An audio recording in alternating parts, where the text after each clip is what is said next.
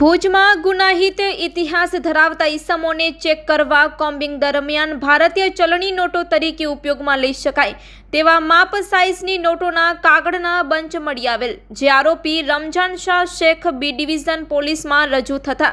ગણતરીના કલાકોમાં જામીન પર મુક્ત કરાતા અનેક સવાલો।